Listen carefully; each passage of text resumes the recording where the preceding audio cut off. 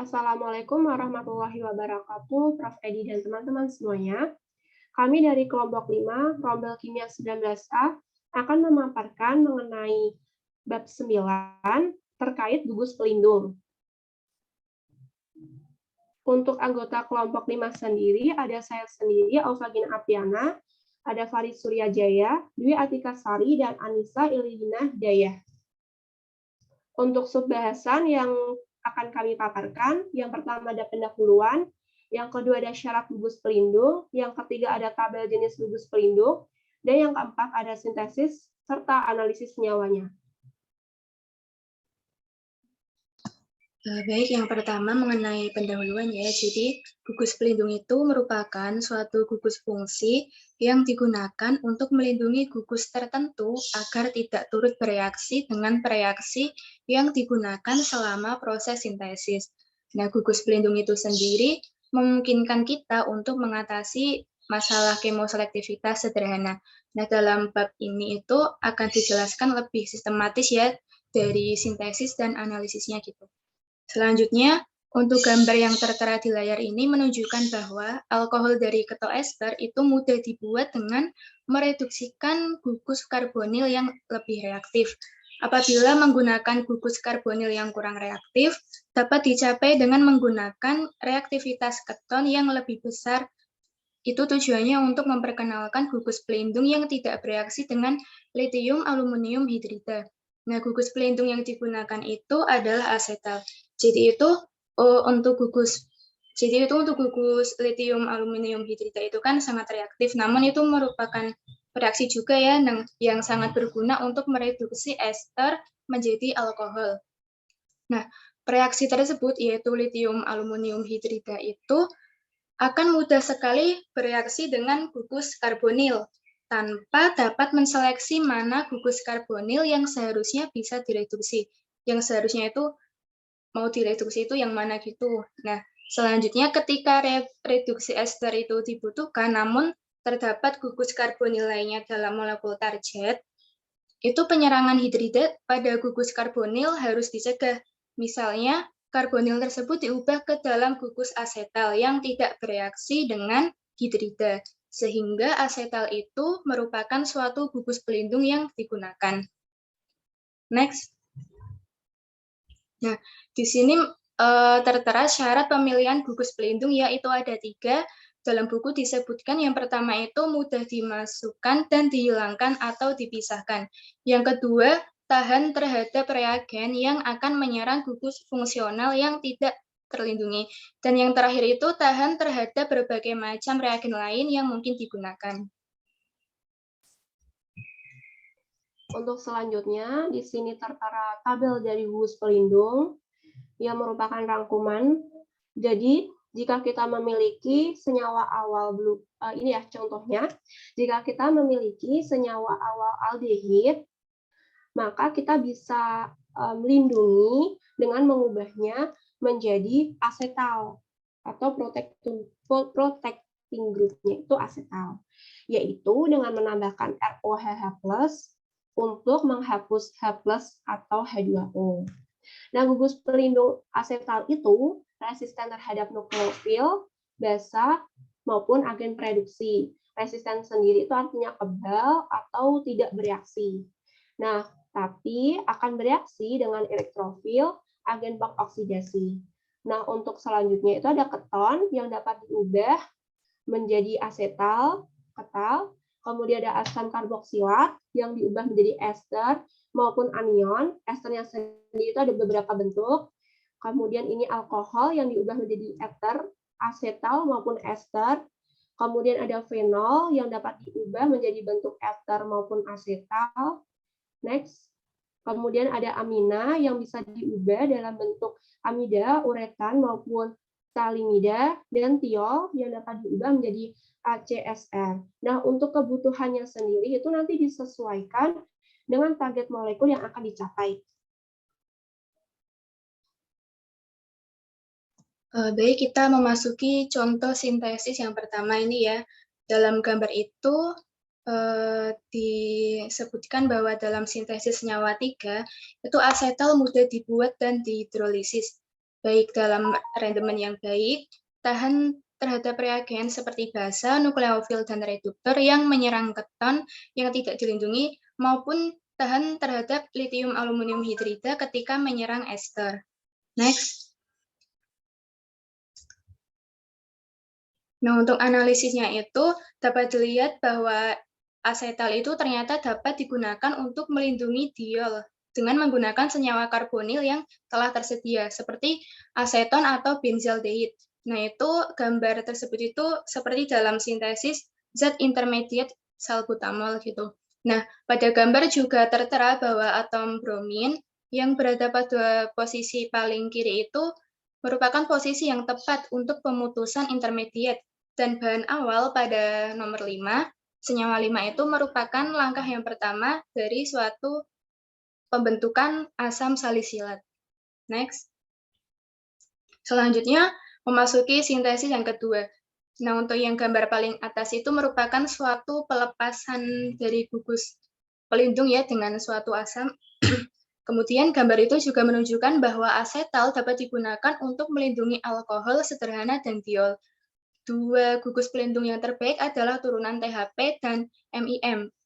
Itu mengapa? Karena mereka itu mudah dihilangkan, seperti yang sudah disebutkan sebelumnya bahwa syarat dari gugus pelindung itu adalah mudah dihilangkan. Nah, gugus pelindung THP itu juga digunakan dalam reagen untuk sinton pada senyawa 8. Sedangkan gugus alkohol akan bereaksi menghasilkan ether siklik sehingga bromoalkohol itu terlindungi seperti yang tertera pada senyawa nomor 9 ini. Next. Oke, jadi sintesis yang selanjutnya atau yang ketiga ini merupakan sintesis dari senyawa ester keto.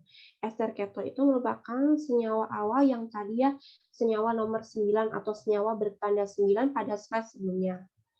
Nah, senyawa ester keto ini untuk contohnya itu akan menghasilkan reagen bertanda 11 yang digunakan dalam sintesis inhibitor enzim diplodialida A.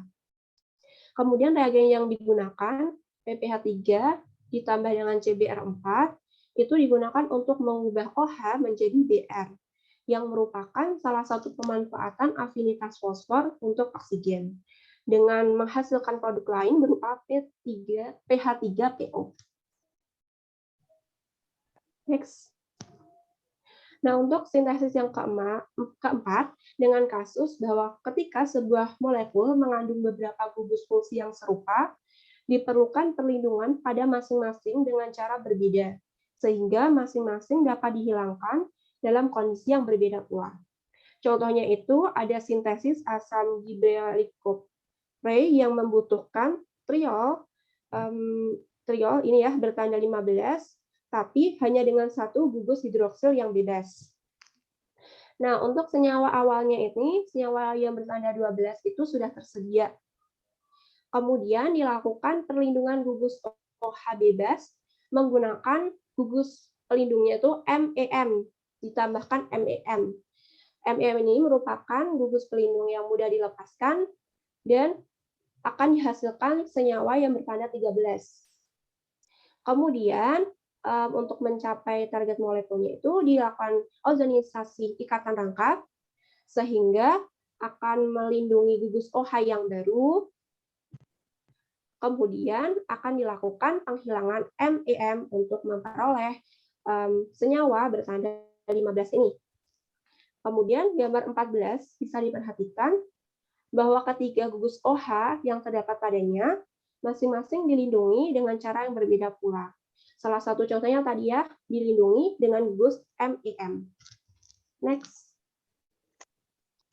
Alkohol dapat dilindungi dengan senyawa ester melalui reaksi hidrolisis. Untuk ester normal, contohnya RCOO-etil, dapat dihidrolisis baik dalam suasana asam maupun basa kuat dalam larutan yang mengandung air. Untuk senyawa tersier butil ester sendiri dapat dihidrolisis hanya pada suasana asam, namun dapat melalui berbagai cara.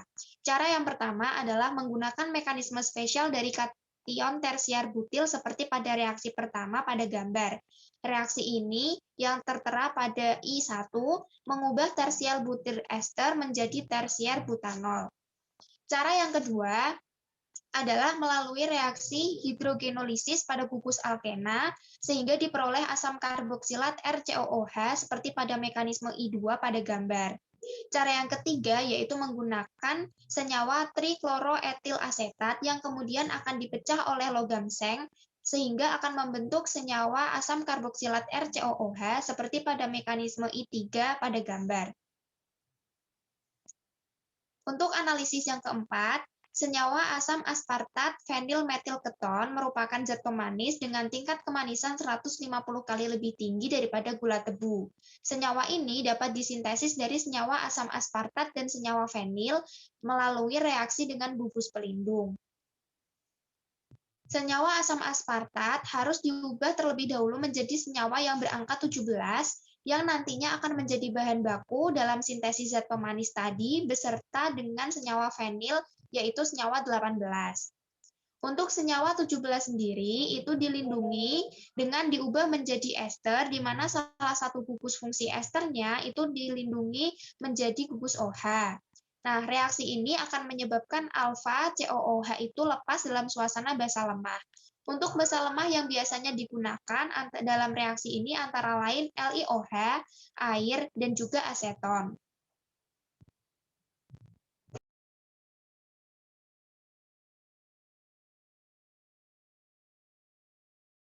Untuk sintesis kelima, dalam sintesis sendiri masih perlu mengaktifkan gugus CO2H di dalam senyawa nomor 17, dan kita harus membuat itu lebih reaktif dibandingkan ester sederhana. Setelahnya, gugus amina akan bereaksi dengan senyawa ester yang sesuai dengan kondisi. Di sini digunakan trichlorofenil sebagai gugus pelindung. Setelah senyawa nomor 18 dan senyawa nomor 19 digabungkan, sisanya adalah menghapus gugus pelindung. Next, untuk analisisnya sendiri, produknya merupakan atau memiliki gugus benzil sehingga semuanya dapat dihilangkan dalam satu langkah melalui hidrogenolisis. Sebagian besar para ahli kimia telah memilih untuk menggunakan trichlorofenil yang reaktif untuk tujuan ini karena untuk harga lebih minim dengan hasil yang paling maksimal. Next. Untuk sintesis selanjutnya, senyawa nomor 21 dibutuhkan sebagai intermediat. Untuk analisisnya sendiri tetap berlanjut menggunakan senyawa 1,3 di X ini bisa menjadi golongan halogen dan menggunakan thiourea.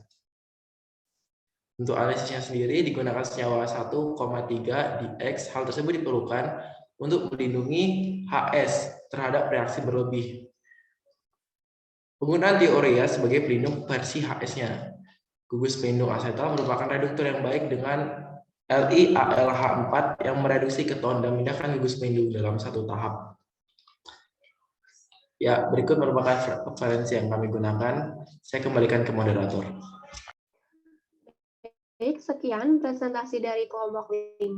Terima kasih atas perhatiannya. Kurang lebihnya, kami mohon maaf. Wassalamualaikum warahmatullahi wabarakatuh. Selamat pagi semuanya.